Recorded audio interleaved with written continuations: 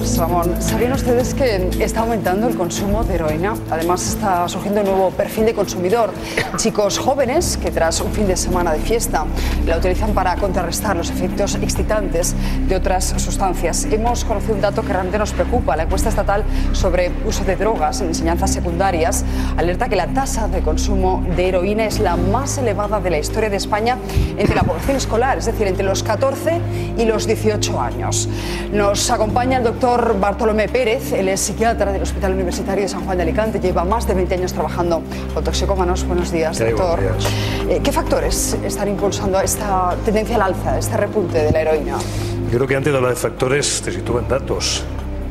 Llama la atención que efectivamente la encuesta escolar del 2006 nos situaba en la prevalencia más elevada de la historia. La de 2008, una décima menos, pero sigue siendo la segunda más elevada.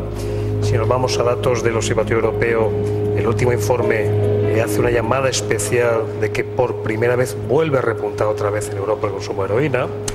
La Junta Internacional de Fiscalización de Estupefacientes insiste en lo mismo, segundo año con más producción en Afganistán, en este caso, el primer productor de opio. Todo indica que el producto está ahí. ¿Qué factores apuntan? Evidentemente, si buscamos una época similar, que fueron los años 80 y pico, 90, la crisis con todo lo que conlleva, no solamente la parte económica, lógicamente, aporta muchos factores que puede hacer el que los jóvenes inicien un consumo. Luego, efectivamente, hay factores, por ejemplo, del olvido. El olvido que se ha generado, en la falta de respeto que empieza a tener también a la heroína, a ese chino, a esa heroína que se fuma por la noche para bajar efectos de otras sustancias, ¿no? Hay una entrada en el consumo de heroína quizás más compleja, distinta a la que vivimos en los años 80. Fran, tú empezaste con 15 años, ¿no? 15, sí, 15, 16 años. ¿Por qué? El por qué, a ver, es que tampoco te lo puedo asegurar. El motivo yo creo que ha sido pues probar nuevas experiencias, probar sensaciones nuevas, no sé, escapar de alguna manera de la situación y lo que estaba viviendo en aquel momento. ¿Eres consciente de la peligrosidad de esa droga? En aquel momento no, pues te estoy hablando de los años 86 más o menos, entonces ahí estaba en pleno auge la heroína, ¿no? Y lo único que yo me sujetaba a ello era que, bueno, todos mis compañeros se pinchaban y yo pues me dediqué a fumarla, entonces me lo justificaba así y de alguna manera comencé mis pinitos en la droga así de esa manera, fumando chinos, pero sí estoy de acuerdo con lo que dice el doctor Beltrán, pero vamos, yo en mi caso no ha sido para compensar la bajada de la cocaína y mucho menos, sino porque era la droga de moda probar, en esa época, sí, ¿no? En tu generación, ¿no? Sí, era lo que estaba de moda. Tienes 45, ¿no? No, tengo 39 años. Uy, perdóname, yo tenía mal el dato, no es que te ponga más años de los que tengas. Doctor, ¿en cuánto tiempo se engancha uno a la heroína? Va a depender, lógicamente, de la cantidad. Es una de las drogas que provoca mayor adicción y más rápido, ¿no? Efectivamente, o sea, no hay un dato que nos diga en tanto tiempo usted es adicto, pero lo que es evidente es que es la droga, junto a la nicotina, pero con un efecto muy distinto, la droga más adictógena que existe. Por tanto, en breve plazo y evidentemente dependiendo de dosis y frecuencia vamos a tener adictos, claro. Es que yo creo que también en esta época, en estos últimos 10 años, se le ha dado más importancia a la cocaína y al éxtasis y se ha abandonado las campañas oficiales sobre los efectos de la heroína. O sea, pasó al segundo término porque se pensaba que estaba desapareciendo. Y yo recuerdo comentarios de gente que se dedica a perseguir el narcotráfico, de incluso en Ibiza, en una época que sospechaban que los éxtasis los estaban empezando a mezclar con una pequeña dosis de heroína para poder darle salida a esa mercancía que se había pasado de moda, ¿no? Y ahora está el famoso cóctel de los chavales que utilizan las drogas para subir y bajar. Y claro, la raya antes de llegar a casa para que te vean normal y una vez que te ves en la habitación, el chino o la raya de heroína para poder pegarte la siesta hasta las 12 del día siguiente, ¿no? Maribel, usted perdió también a su hijo por culpa. Yo desgraciadamente perdí a mi hijo a la edad de 33 años. Él no pudo soportar todo el dolor que le produjo el consumo, ¿no? Y entonces llegó un momento en que él decía: mamá, no puedo soportar todo el mal que he causado por culpa de la droga. Él quería ya últimamente morirse, la verdad es que ese era su único deseo, porque yo le veía sufrir de tal manera que no podía, o sea, como madre, soportarlo, ¿no? Y le decía: hijo, tú no te perdonarás, pero hay alguien por encima de ti que te perdona todo, ¿no? Es que es una droga devastadora no solo para quien la consume, sino para todo el entorno, ¿no? Para toda la familia es brutal. Que las drogas, bueno, pues de hoy en día, la cocaína, permiten llevar una vida casi normal, ¿no?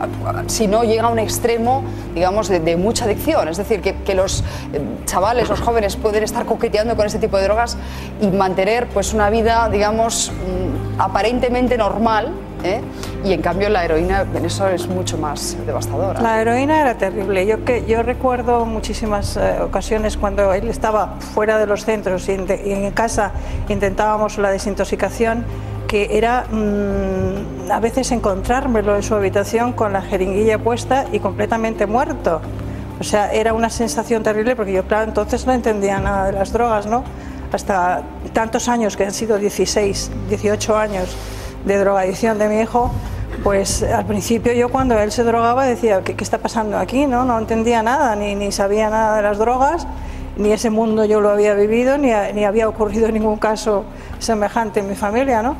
Y entonces eran unos sustos de muerte, ¿no? Y decía, mi hijo está muerto. Entonces enseguida avisar a la ambulancia, al 112, se lo llevaba mi otro hijo que estaba en casa, se lo llevaba inmediatamente. Y yo, cuando ya, después de tanto tiempo de consumo, ya casi los últimos momentos de su vida, pues yo pedí a Dios, Dios mío, llévatelo, porque para que siga sufriendo de esta manera es mejor que te lo lleves. Y cuando yo le veía con la jeringuilla inyectándose y muerto, porque le veía morado, y entonces los de 112 cuando venían le empezaban a darle golpes y a despertarle y a decirle, Jorge, y se lo llevaban muerto a la ambulancia. Y yo diciendo, mientras estaba pidiendo por un lado que se lo llevara Dios, decía, cuando estaba así en esas circunstancias, decía, Dios mío, por Dios, no te lo lleves, que siga vivo.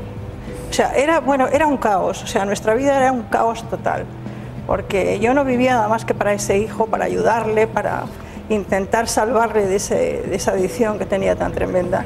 Pero él me llegó a confesar una vez, mamá, yo, aunque deje las drogas duras, dice, jamás podré dejar el porro. El porro siempre lo tomaré porque además me inspira para escribir, me inspira para pintar. Era un artista muy grande, no sé si sabíais que pintaba. Sí, es más. Y tiene un libro maravilloso. Si no estoy yo equivocada, creo que entrevistamos aquí en Espejo Público la temporada pasada a su tía, a su hermana. Sí, a mi hermana. Y vimos muchos de sus cuadros, ¿no? Los cuadros de Jorge. O sea, que sí que se los hemos mostrado a nuestros telespectadores. Jorge lamentablemente no vivió para contarlo, pero de la droga se sale y aquí tenemos el ejemplo. Fran, ¿qué tratamiento es el más eficaz, doctor? Depende lógicamente de cada caso. Yo creo que temas como heroína hay que ser agresivo en un sentido. Voy a explicarme antes de lo que digo para que nadie se escandalice. Lo ideal lógicamente es que una persona diabética no tenga insulina. Lo ideal es que una persona adicta a la heroína pues no tenga ningún tipo de necesidad de medicamento. Luego hay diabéticos que les va a hacer falta algún tipo de antidiabético. Hay heroinómanos que hace falta betadona, buprenorfina, algún opiáceo, ¿no? Y finalmente hace falta en algunos diabéticos insulina porque le falta la insulina. Hay heroinómanos a los que hace falta heroína. Por tanto, cada tratamiento va a depender de la persona, del paciente, y lo que yo creo que tenemos que estar abiertos en la sociedad a todo tipo de tratamientos, incluidos... Pero estás hablando en este momento de lo que es el enganche físico, pero hablando antes con él, aparte de que te quiten el enganche físico a esa sustancia, hablaba con él que el trabajo es un trabajo muy fuerte a nivel personal, ¿no? Si tú no lo decides, da igual lo que hagan por ti. Bien, apuntabas un tema antes de que se había olvidado el tema de la heroína, y efectivamente no es que se haya olvidado solamente, es que además se ha enfocado mal. Por eso, porque se ha pensado que solamente hay un tratamiento farmacológico. Y ese es el primer error. Hay un tratamiento farmacológico y, por supuesto, lo fundamental, yo tengo por costumbre decir que el farmacológico es algo así como picar el toro. Lo importante realmente es torearlo, que yo creo que corresponde más bien a la parte psicológica, ¿no? Pero en cuanto a farmacológico sí que hay que recordar que hay medidas que a veces la sociedad no entiende, no acepta, como son los tratamientos. Él nos podría, por ejemplo, explicar cómo es el día que tú tomas la decisión y digo, tengo que salir de esto. O sea, tú, para poder salir, aparte de que vayas a un centro, a un programa, eres tú el que cada mañana tienes que decir, quiero luchar, quiero apartarme. ¿De dónde se saca la energía? A ver, es muy complicado de responderte porque cada uno tiene un momento en el cual tiene que tomar la decisión. Unos tienen que tocar fondo mucho más que otros, otros tienen que... Es que según el ámbito en que estés también metido, ¿no? La decisión es tuya, pero claro, para tú tener una decisión, ante todo tienes que tenerlo claro.